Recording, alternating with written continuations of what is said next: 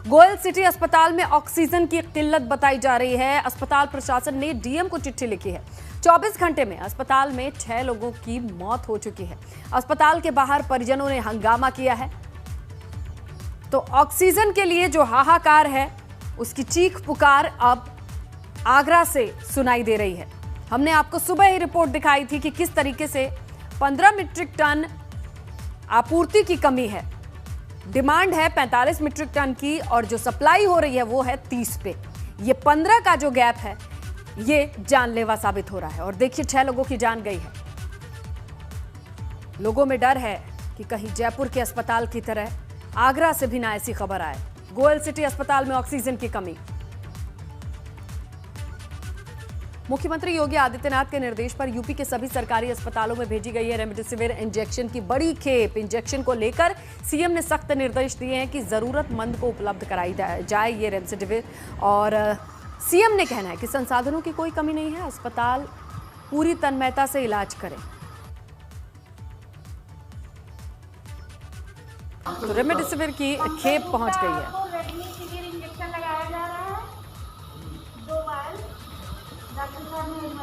तो ये बेहद जरूरी है क्योंकि जिस तरीके से दवाओं की कमी और इसकी किल्लत और इसके बाद परिजन बाजार की ओर भागते हुए काला बाजारी का शिकार हो रहे हैं। ऐसी परिस्थिति में सीएम के निर्देश हैं कि कम से कम इन दवाओं को सही तरीके से जरूरतमंद लोगों तक पहुंचाया जाए। अब यहां पर तमाम लोगों की बड़ी जिम्मेदारी होती है कि ये वाकई उसी मंशा के साथ जरूरतमंद तक पहुंचे। फिरोजाबाद में सोशल डिस्टेंसिंग की धज्जियां उड़ गई हैं। पोलिंग पार्टी रवाना होने के दौरान ये धज्जियां उड़ाती नजर आई। ड्यूटी रिकॉर्डिंग सेंटर पर कोविड नियमों की धज्जियां कैसे उड़ी, ये आप समझिए कि ड्यूटी पर जाने वाले लोग सोशल डिस्टेंसिंग को भूल ड्यूटी चार्ज लेने के लिए धक्का मुक्की करते रहे।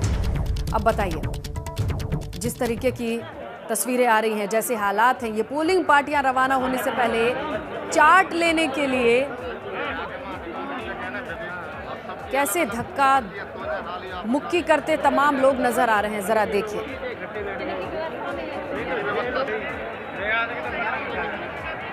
डिकोडिंग सेंटर है और यहां पर पोलिंग पार्टियां रवाना होने से पहले इस चार्ट के लिए ना कोई लाइन है, ना कोई घेरा है, ये सब तो भूल जाइए। धक्का दिए जा रहे हैं एक दूसरे को।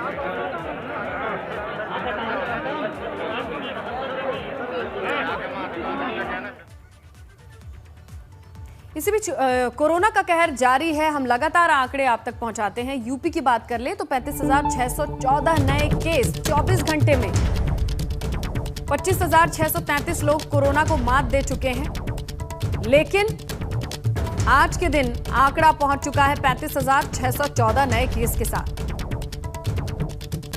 तो 2 दिन सैनिटाइजेशन के लिए लॉकडाउन भी लगाया गया, लेकिन आज भी आंकड़े 35,000 से ज्यादा है हमारे सामने। हालांकि डिस्चार्ज हुए लोगों की संख्या भी अच्छी है।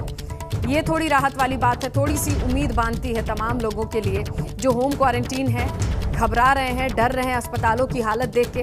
तो लोग ठीक भी हो रहे हैं, उनकी संख्या ज्यादा है। हिम्मत बनाए रखें। बरेली में मानवता शर्मसार हो गई है। कोरोना संक्रमित मां और बेटे सिर्फ आधे घंटे के अंतराल में मौत हो गई दोनों की। कुछ ही देरी में दोनों ने दम तोड़ दिया, जिसके बाद एक ही चिता पर उनका अंतिम संस्कार किया गया। ये घटना फरीदपुर के बक्सरिया मोहल्ले की है। कोरोना संक्रमित होने के बाद युवक को मकान मालिक ने किराए से निकाल दिया था, जिसके बाद युवक के घर जाने से मां भी वायरस की चपेट में आई थी और दोनों की मौत हो गई।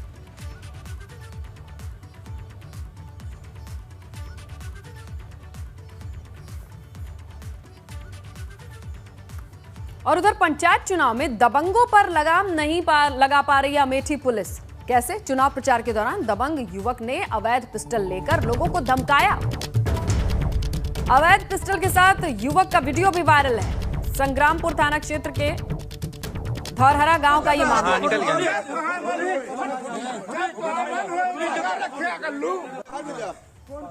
आप हटाइए से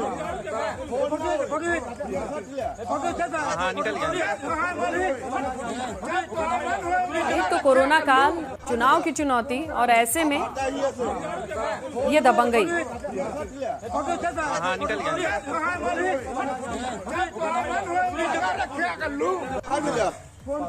आप हटाइए से। तो ये अमेठी की तस्वीरें हैं, देखिए किस तरीके से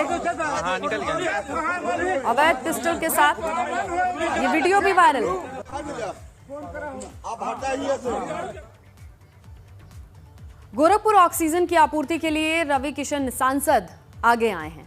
रवि किशन ने ऑक्सीजन प्लांट लगाने के लिए 40 लाख रुपए दिए हैं। जल्द ही ऑक्सीजन प्लांट शुरू करने के लिए डीएम से बात भी की है और एक दूसरे को मदद करने की अपील की है ताकि तमाम तरीके के दांव पेच जो कानूनी और कागजी कार्रवाई होती है वो सारी चीजें जल्दी की जाएं। इसके लिए रिक्वेस्ट भी की है। 40 लाख रुपए ये आर्थिक राशि भी है।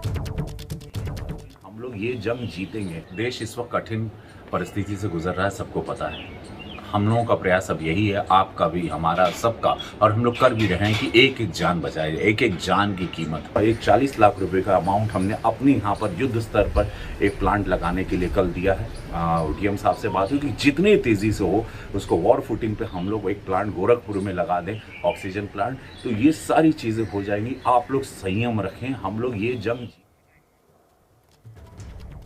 तो हमारे साथ गोरखपुर से सांसद रवि किशन फोन लाइन पर मौजूद हैं, उनसे बातचीत करते हैं। रवि जी, शुक्रिया एबीपी गंगा से जुड़ने के लिए। धन्यवाद Sheelta ji, thank you. ABP Ganga, thank you so much, आप लोगों ने हमको याद किया। जी रवि जी, ये बताइए कि ऑक्सीजन प्लांट लगाने में नहीं लगता है कि थोड़ी सी देरी हो गई? अब तो जरूरत बहुत ज्यादा बढ़ रही है, ऐसी तस्वीरें आ रही हैं जगह जगह से। सिचुएशन ऐसी थी कि अभी हम लोग उससे उभरे ही नहीं थे। पिछले वॉर को हम लोग लड़ के उसको शांत किए थे। सारे रोड प्लान, रोड मैप सब कुछ थे ऑक्सीजन प्लांट के लिए। गीता में सब कुछ जगह भी देखी गई थी। पूज्य महाराज जी ने सब कुछ कर दिया था, बट उसमें समय हो गया। ये अचानक एक अटैक के आया है जिसके लिए हम लोग उस तरह प्रिपेयर नहीं थे कि पूरे देश के चौमुख हिस्से को ये कोलैप्स करेगा, ये कोरोना जो सेकेंड वेव है। हम लोग प्रिपेयर्ड वेरी ऑनेस्टली इतने नहीं थे कि आके ऐसे इतने तेजी से तीव्र गति में हम लोगों पर वार करेगा। और ये कहते ना कि मैं पहले भी कहा है कि ये अदृश्य दुश्मन है, तो इसको छिप कर लड़ना है। हम लोग प्रिपेयर्ड नहीं थे उस लेवल पे कि ये आते ही एक हफ्ते का 4 दिन के अंदर पूरे देश को अपने कब्जे में। रवि जी, चलिए ये अच्छी बात है कि आप मानते हैं कि तैयारियां पूरी नहीं थी, तो अब ये तैयारी जब आप जमीनी स्तर से शुरू कर रहे हैं, देखिए अब बहुत सारे कानूनी दावपेच, पेपर वर्क अटकता है, कभी कुछ अटकता है, इसे तुरंत करने के लिए कितना वक्त लग जाएगा? क्योंकि देखिए लोगों की निगाहें टिकी है। 72 आवर्स का समय दिया गया इन लोगों को। 72 आवर्स में हमको कैसे भी जमीन के इसको धरातल पे लाना है। अब इम्पॉसिबल चीज को नहीं, अब इसको पॉसिबल करना है। अब वो समय नहीं, एक एक जान बहुत जरूरी है। एक एक लाइफ। मेरे खुद बड़े भाई भी ग्रसित है, मैं जानता हूँ, मेरी माँ रो रही थी। आई नो ये पेन क्या होता है। कलाकार होने से ज्यादा सेंसिटिव होता है आदमी और ज्यादा सोचता है। ये प्रधानमंत्री भी सोच रहे हैं, मुख्यमंत्री भी सोच रहे हैं, प्रशासन भी सोच रहा है। एक एक लाइफ अभी बचाना हम लोग के लिए, और हम लोग ट्राइंग आवर बेस्ट। बिल्कुल, क्योंकि रवि जी 55 लाख की आबादी है और अगल बगल के जिलों का भी प्रेशर वहाँ पर काफी है। सारे अस्पताल के लिए बिहार से भी लोग वहाँ आ रहे हैं। तो हम लोग अभी इस सिचुएशन में कि कैसे भी कहीं से भी कोई आए, एक मानव आ रहा है, एक मनुष्य आ रहा है, किसी का बच्चा, किसी का पति, किसी का बेटा, किसी के पिता, किसी की माँ, वो बचाना हम लोग के लिए बहुत बड़ा टास्क है। वी आर डूइंग, और सब लोग बड़ी मदद कर रहे हैं। मैं कोरोना वॉरियर्स को, हॉस्पिटल, निजी अस्पताल, वो जितने लोग मैसेज फॉरवर्ड कर रहे हैं, न्यूज चैनल जो पॉजिटिविटी फैला रहे हैं और जो निगेटिविटी फैला रहे हैं जो दूसरी पार्टी के, मैं आपके माध्यम से उनसे कहता हूँ प्लीज हाथ जोड़ के निवेदन है, राजनीति बाद में कर लेंगे। बिल्कुल रवि जी, इसीलिए हम आपके साथ जुड़े हैं और आपसे जानने की कोशिश कर रहे हैं कि आप 72 घंटे के अंदर, ये अच्छी बात है कि हौसला दे रहे हैं कि 72 घंटे के भीतर ये प्लांट सक्रिय हो जाएगा। पूरी तरह हम लोगों की तैयारी है। आज वही आपसे बात करने के पहले भी मैं उनसे बात कर रहा था कि किस तरह से हम लोग इसको, एक पुराना प्लांट है उसको रिफॉर्म करेंगे और पैसे जोड़ना होगा और पैसे जोड़ देंगे। वो कोई चिंता नहीं, जिससे जो रवि जी देखिए, आपसे ये पूछना इसलिए भी जरूरी क्योंकि देखिए ऑक्सीजन मिल रहा है, लेकिन उसके ट्रांसपोर्टेशन के लिए वो जो क्रायोजेनिक टैंकर चाहिए होता है कम तापमान वाला, उसकी व्यवस्था है क्या? उसकी व्यवस्था अभी देखिए लखनऊ से बोली गई, वो प्लानिंग है। बोकारो से भी कुछ आ रहा है। आज 2 टैंकर कल पहुंचे थे, आज 4 टैंकर पहुंचे हैं। वो अब 24 करोड़ की आबादी है। हर जिले तक पहुंचना, यूपी एक अपने आप में एक बड़ा देश है, उसको कवर करना इट टेक्स टाइम, बट पूरी तरह तैयारी। आर्मी, फौज, रेलवे, देश के सारे तंत्र लग चुके हैं। हम लोग किसी भी तरह जान बचाना है, प्रधानमंत्री जी से लेके प्रशासन ने ताकत झोंक दी है। ये समझ रही हैं कि कितनी पीड़ा प्रधानमंत्री की, मुख्यमंत्री को, आपको, मुझे, सबको होती है अगर किसी की एक मृत्यु होती, कोई एक बच्चा मरता, कोई एक माता मरती, कोई पिता मरता। वो पीड़ा से हम लोग गुजर रहे हैं and we are trying our best. Ravi ji, चलिए 72 घंटे की आपने डेडलाइन दी है, हमारी नजर जरूर टिकी रहेगी और कोशिश ये रहेगी कि कम से कम जिस क्रायोजेनिक टैंकर से ही ये मदद मिल पाएगी, क्योंकि गोरखपुर हब है। आप ही ने बताया कि आसपास के लगभग ऐसे 6 इलाके लगते हैं जो गोरखपुर पे डिपेंडेंट हैं। आपका शुक्रिया एबीपी गंगा से जुड़ने के लिए, और आश्वासन दिया है कि 72 घंटे के भीतर एक्टिवेटेड ऑक्सीजन प्लांट गोरखपुर में मौजूद होगा, जिसके लिए पूरी तरह से आश्वस्त नजर आ रहे हैं सांसद रवि किशन। वाराणसी में कोरोना लगातार पांव पसार रहा है। बढ़ते कोरोना के बीच काशी में कुछ लोग मददगार बने हुए हैं। रोजाना कोरोना पीड़ितों तक खाना पहुंचाकर उनकी मदद कर रहे हैं। पिछले कोरोना काल में खाना पहुंचाने के लिए बहुत से लोग आगे आए, लेकिन इस बार पीड़ितों की परेशानी हाल तो है, लेकिन आगे आने वाले नजर नहीं आ रहे थे। ओएस बाल कुंदन फाउंडेशन ने श्री काशी विश्वनाथ मंदिर अन्न क्षेत्र के साथ मिलकर भूख के खिलाफ भी जंग छेड़ी है। 100 से शुरू हुई ये मुहिम 600 तक पहुंच गई है। संस्था के लोगों ने व्हाट्सएप नंबर जारी कर दिया है। काशी के कोरोना पीड़ित इस नंबर पर अपनी RT-PCR रिपोर्ट भेजते हैं। उस दिन से अगले 14 दिन तक उनके घर पर खाना बिना पैसे लिए भेजे जाते हैं। इतना ही नहीं, खाने की क्वालिटी का फीडबैक लिया जाता है। काशी के कोरोना पीड़ितों के लिए ये सेवा वरदान साबित हो रही है। तो देखिए, तमाम लोगों के बीच में, कालाबाजारी, मौका परस्त लोगों के बीच में ऐसे लोग भी हैं जिनके पास अगर आप RT-PCR रिपोर्ट भेजते हैं तो उनको खाना, क्योंकि पूरा का पूरा परिवार हमने दिखाया है कि किस तरीके से चंगुल में आ जाता है। ऐसे में कोई नहीं होता है जो खाना बना सके या खाने की व्यवस्था कर सके, चाहे शारीरिक क्षमता हो या आर्थिक स्थिति हो। लेकिन यहाँ पर इस फाउंडेशन ने ये पहल की है और 100 लोगों से 600 लोगों तक पहुंच चुके हैं। आज ज्यादातर राज्यों में वीकेंड लॉकडाउन है, जिसमें दिल्ली, यूपी, उत्तराखंड भी शामिल हैं। इन राज्यों में संपूर्ण लॉकडाउन का पालन कराया जा रहा है। कोरोना संक्रमण के फैलने के चलते सख्ती बरती जा रही है। चप्पे चप्पे पर पुलिस की पैनी नजर है, क्योंकि कहीं भी हालात बिगड़े ना, इस बात का ध्यान रखा जा रहा है। और कोरोना को लेकर जैसे हालात हैं वो किसी से नहीं छुपे हैं। ये 3 तस्वीरें हैं दिल्ली, उत्तर प्रदेश, उत्तराखंड। देखिए किस तरीके से वीकेंड लॉकडाउन का सख्ती से पालन कराया जा रहा है। यहाँ पर कोशिश यही है कि सख्ती से पालन हो। तमाम लोग जो घर से बाहर बेवजह निकल रहे हैं उन्हें समझाया जाए कि वो घर में रहें।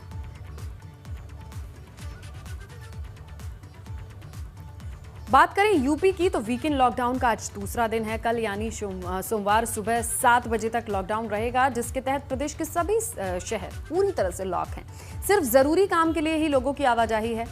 8 तस्वीरों के जरिए देख सकते हैं कि लॉकडाउन के ताजा हाल क्या है, कहां कहां पालन हो रहा है, कहां अभी भी लोग लापरवाह बने हैं। टीवी स्क्रीन पर 8 शहरों की तस्वीर है। दरअसल लॉकडाउन के दिन सैनिटाइजेशन अभियान भी चलाया जा रहा है। और ये तस्वीरें हैं लखनऊ, नोएडा, अलीगढ़, गोरखपुर, गोंडा, कन्नौज, बाराबंकी और हरदोई की।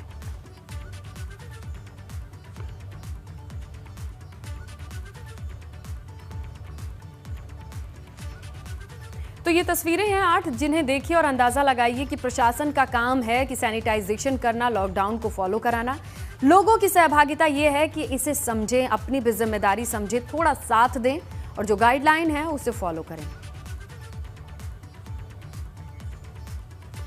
लखनऊ से खबर है, जहां भाजपा सांसद कौशल किशोर की प्रशासन को धमकी दी है। उन्होंने साफ तौर पर कहा कि ऑक्सीजन पीड़ितों को नहीं मिली तो धरना दे दूंगा। लखनऊ में हालात बहुत भयावह हैं, कहते हैं कौशल किशोर। मेरे पास कोई रास्ता नहीं बचा है धरना देने के अलावा। आज ही इनके बड़े भाई का कोरोना से निधन हुआ है। मेरे सामने मजबूरी आ जाएगी और मजबूरी है, मजबूर होकर के मुझे धरने पर बैठ जाना पड़ेगा। मैं नहीं बैठना चाहता, इसलिए कि अफरा तफरी का कोई माहौल ना बन पाए। लेकिन अगर समय से सही तरीके से लोगों को ऑक्सीजन रिफिलिंग प्लांट पर उपलब्ध नहीं कराई गई, उन लोगों को जो घरों के अंदर आइसोलेट होकर, क्वारंटाइन होकर अपने को ठीक करने का प्रयास कर रहे हैं, ऑक्सीजन की वजह से उनकी जान अगर जाएगी तो ये बहुत ही भयावह स्थिति है, बहुत ही खराब है। तो ये बातचीत की उन्होंने और कहा कि जिस तरीके के हालात हैं, जितने फोन आ रहे हैं, जितने परेशान लोग हैं, कह रहे हैं कि ऑक्सीजन की जरूरत है और किसी की मदद नहीं हो पा रही है, तो ऐसे में लाचार महसूस कर रहे हैं। ऐसे में अगर कुछ भी बात नहीं बनी तो धरना दूंगा। हालांकि प्रशासन के दावे हैं कि ऑक्सीजन पर्याप्त है, लोगों तक पहुंच जाएगी। हालांकि एक नया नियम भी है कि कोई निजी तरीके से जाके ऑक्सीजन नहीं ले सकता, भरवा नहीं सकता, उसे आईडी प्रूफ दिखाना होगा, उसके लिए भी अलग नियम बन चुका है।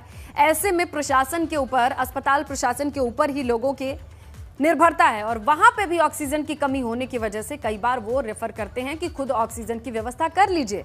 ऐसे में लोग कहां जाएं, किससे बात करें? अपने जनप्रतिनिधि को याद करते हैं।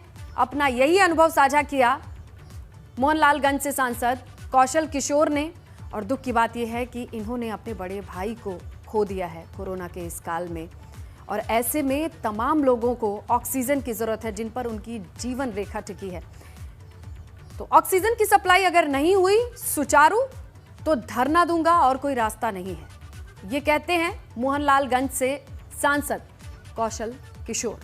प्रशासन को खुली धमकी दी है कि ये ठीक नहीं हुआ, अगर ऑक्सीजन की सप्लाई बहाल नहीं हुई, सुचारू नहीं हुई तो धरना देना पड़ेगा। ये बड़ा मामला है, जनप्रतिनिधि के पास भी लोग जाते हैं क्योंकि ऑक्सीजन की किल्लत की तस्वीरें हमने देखी हैं पूरे राज्य से। लखनऊ में भी कुछ ऐसा ही हाल देखने को मिला अस्पतालों में। हालांकि प्रशासन का दावा है कि ऑक्सीजन की सप्लाई भरपूर है, सारे अस्पतालों को सप्लाई की जा रही है। अपने आप से जो तीमारदार हैं वो ऑक्सीजन नहीं ले पा रहे हैं क्योंकि नया नियम कहता है कि पहले अस्पताल के पास रहेंगे, आप निजी तौर पे सिलेंडर भराने में दिक्कत आ सकती है।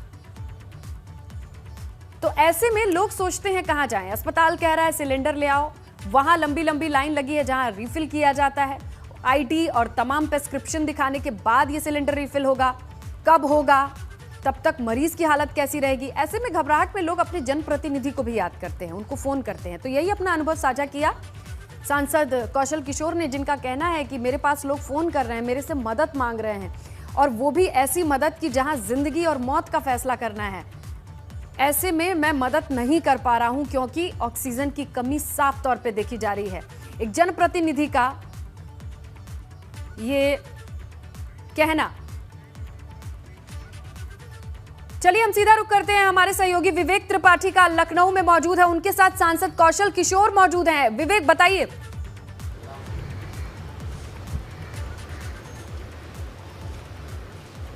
इस समय हम सांसद कौशल किशोर जी के साथ हैं और उनके बड़े भाई का कोरोना से देहांत हुआ है। बहुत ही ऐसी स्थिति है जो परिवार में शोक का माहौल है। हम सांसद जी से खुद पूछेंगे कि क्या हुआ था, चूँकि वो लगातार व्यवस्थाओं पे सवाल उठा चुके हैं। ऑक्सीजन की कमी और इलाज की कमी के लिए जो अव्यवस्थाएं हैं उसको लेकर लगातार सवाल उठाते रहे हैं। एक वीडियो बाइट भी सांसद जी ने जारी की थी। हम बात करते हैं सांसद जी से और जानेंगे कि क्या स्थिति है इस समय उनके परिवार की। लगातार हादसे होते रहे हैं उनके परिवार में। सर, आपके बड़े भाई का निधन हुआ, किस वजह से हुआ, क्या बीमारी थी उनको?